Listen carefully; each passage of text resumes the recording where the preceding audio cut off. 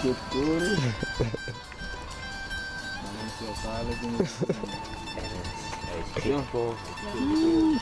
Yo. 2022 was almost here bij de Cape Town International Jazz Festival. Hij leven nog, hè? Ja, hij leven nog, ja. Die dan is wel lieden. Ja. Maar hij heeft wat er hier geweest te leven. Ik denk dat een jaar of 2 finale hier geweest is.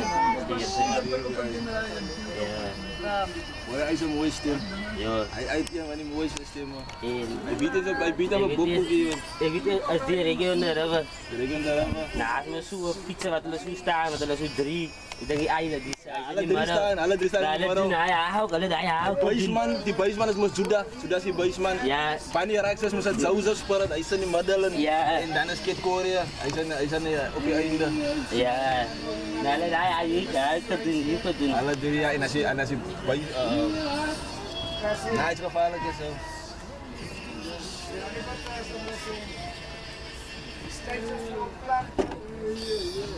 Babylon and unto them that know him. Behold, Philistine Tyre with Ethiopia. This man was born there. And of Zion it shall be said that this and that man was born in her. And the highest himself shall establish her. Blessed love, Rastafari guide. We give thanks for life.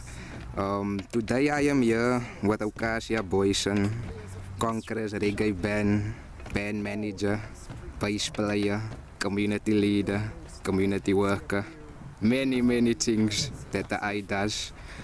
We are today on the Coast Garden, Kraaifontein. We're gonna just do a small interview with the I. So OCASSIA, can the king just give, I gave a small background, can you just add to what I said? Just who are you, where you from, what you do? Greetings everyone. So I'm OCASSIA BOOYSEN, as Thurston mentioned. I'm from Scottsdene, Kraaifontein, Cape Town, South Africa. So yes, I regard myself, you know, I'm a man that wears many hats, you know. But first of all, I'm a Rastafarian. I'm also a musician, you know, playing a reggae band, Conquerors Reggae band, manage the band, and also play bass in the band. And then I'm also do community work.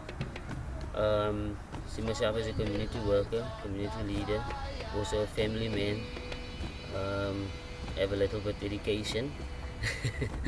Yes, accountancy, marketing background. And yeah, that's who I am. Yeah. Okay, thank you, King Ali. Okay, for this interview, we're gonna discuss a bit about Black History Month and Reggae Month. We are in February now, and this is celebration of Black History Month and Reggae Month. So I just want to start it plain so we can break it down a bit of what Black History Month is. We live in South Africa, so are you black? Do you consider yourself as being black? Well, it's a tricky question, you know. I'm a late 90s baby, 89. So I was born in apartheid, but obviously towards the end of apartheid, and 1994 came, and then democracy came, and then, but obviously by the time I grew up, when I got my consciousness, we were classified as colored. But when my parents, when they, in apartheid years, when they, you know, in the times of the struggle, they were classified as black, you know. So it's tricky. So, but as I grew up, you know, as I researched myself, you know, you start asking yourself these questions, like, you know, but then again, what is black, you know? So if now is black, is it in terms of the color of your skin? Is it in terms of your heritage, where you come from? Maybe you come from isiXhosa or isiZulu roots, you know. So black, it's going to be depend on how do you interpret it. you know, but from my ethnic side now, I'm classified as colored, you know, Cape colored. But if I should look at my DNA in terms of my paternal side, I think there's some Malay in there. And then, you know, from my mother's side, there's some San or Khoi. So yeah, I don't classify myself, but I believe I'm black, you know. You know, I believe I'm black, you know. Yeah, but I believe in the human race, you know. Black is a very broad term, very broad. Truly. But if it should come, I would, you know, I believe I'm black. Yes. So just because we are in the Black History Month, let us just look at it a bit like that. Here by us as a combat against, and just to bring out when we, not just like saying our birth certificates and so, like we are classified most colored, Indian, white, black, like that. So I just want, this is just something I'm asking from my side as being born 2000. Like when you, in your time when you signed, like maybe to apply for a job or so, was it just black, or was it always like black / African, and then the others would be colored, Asian, like that? As far as I can recall, you know, like when I, you know, started applying for jobs, like let's say from the age of 16, 17 now, you know, part-time jobs and stuff, you know, I got to meet with that classification. But that time, you know, I wasn't, you know, I like accepted myself like colored as the, you know, the term that, you know, that you were accustomed to, you grew up on. You know, your parents, you come to school, you're colored in your house, you're colored, you know. But later on, you got to know that, listen, but there's people like, there were people like the Khoi and the San, start doing research. But even before the Khoi, and later on, you know, the Khoi and the San were here, but also the Dutch came here, the British came here, but there's also other nationalities, like people from other African countries, people from Madagascar, you know, islands and stuff that were brought here because of slavery. You know, so It's like that. you know, so we are, if you are Cape colored, there's actually, you must actually do research, with your research, and because we are, like I say, like from my side, like I know personally, my paternal side, there's some Malay. If I should look at my grandfather's side and my paternal side, you know, so it's, yeah. Okay. So I would like to know, what do you think the importance, like you said now, you should go study your background. What do you think is the importance then of Black History Month here in South Africa specifically? I think it's a time for us to reflect on, you know, to shine the light on heroes.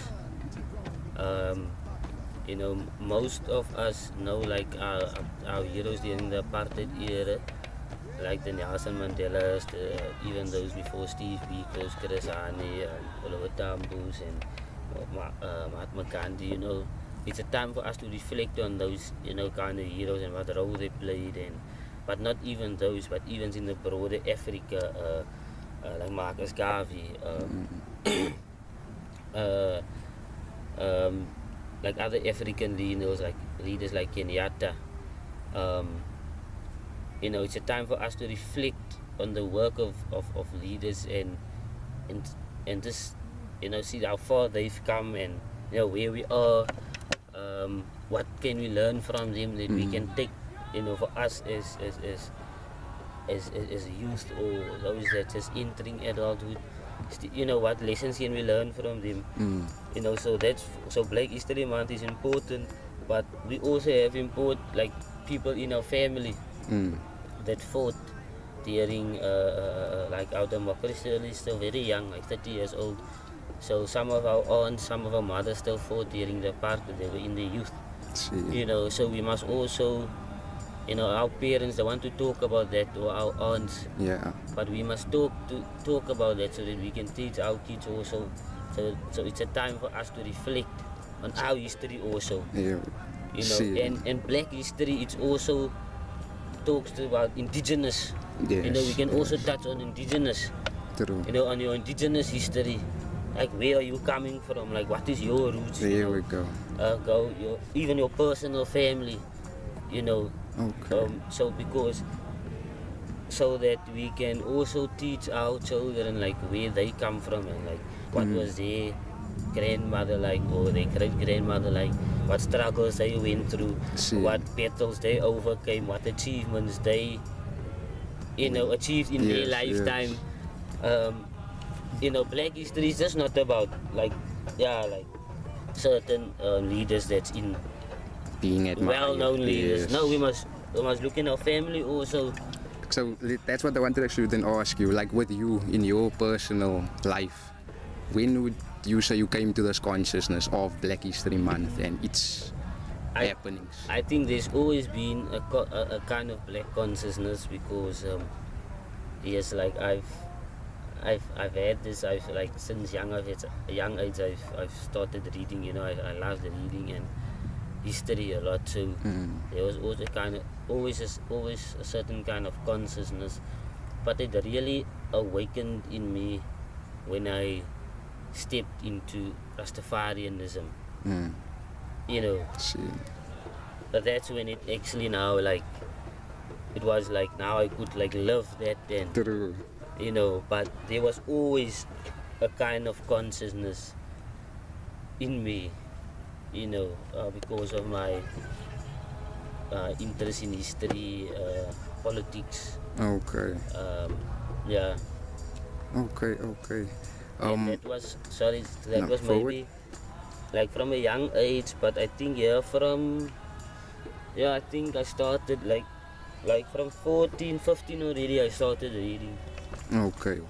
And that would be now reading like everything, or you said politics and history? It's history, politics, especially South African history, and politics, and just a little bit maybe motivational stuff, or yes, anything that would interest me. Bless it.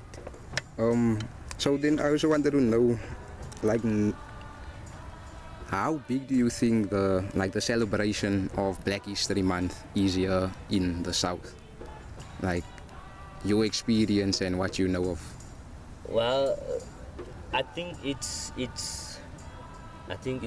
big. It can be bigger. It should be bigger, but it's the way it is now. It's very significant. We have the Battle of Adwa coming up, celebration, Decolonial Week coming up. I think it's very significant for Cape Town to play a role.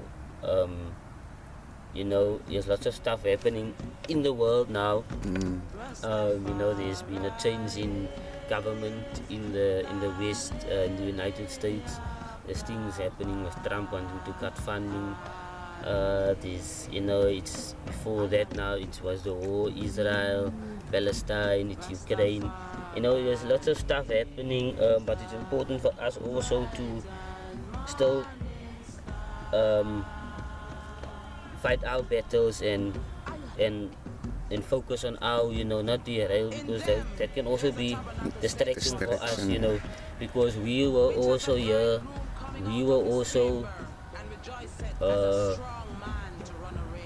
I don't want to say conquered, that's a mighty word to use. Colonized. We were colonized. Colonized, you know, so we you know, there's still reparations that needs to take place, and yeah, so we need to stay on course, you know, and Black History Month with Decolonial Week is a time for us to reflect on that, you know, like the Battle of Adwa, that victory in Salt River, the first battle, in the 1500s already, and then there was also another battle, like one of the first battles also, like after Jan van Riebeeck were also came here. I think it was it in was in May 1952, like 7 months after. But it was also a battle like that, that took place. Sim. With the boy in the sand. Yeah. So there's other things that there's lots of history, that still needs to be uncovered and reflected upon and deciphered, and lessons that need to be learned, but most importantly there's actions that need to be, solutions. So That's what I wanted to ask. Like, with us celebrating it and for it now to become more, bring more awareness, what ways do you think? Like, what ways can we bring it more into the society, into the communities? Like, well, it's tricky. There's nothing like grassroots. I think it needs a multifaceted approach in terms of this. There's your grassroots element, there's your elements on the university, your students, and then there's just your general social elements. So something nice is like concerts. Concerts they have, like, let's say at the end, those kind of activations, where people can come and, people love arts, music, poetry, entertainment, and come and where these messages can be conveyed, together with the exhibitions and stuff. So I think what's going on now is for the upcoming Decolonial Week. I think the guys are doing great work, great initiative. I think it's a good way, but yeah, hopefully we can take it also to get more grassroots people and more youth, more varsity. But yeah, eventually it's growing. I think this is something that you can't push it, it grows organically. You can't stop it even, true. It's a continuous fight. Scene. We're just gonna take a short break. We will come back very, very soon. Give thanks.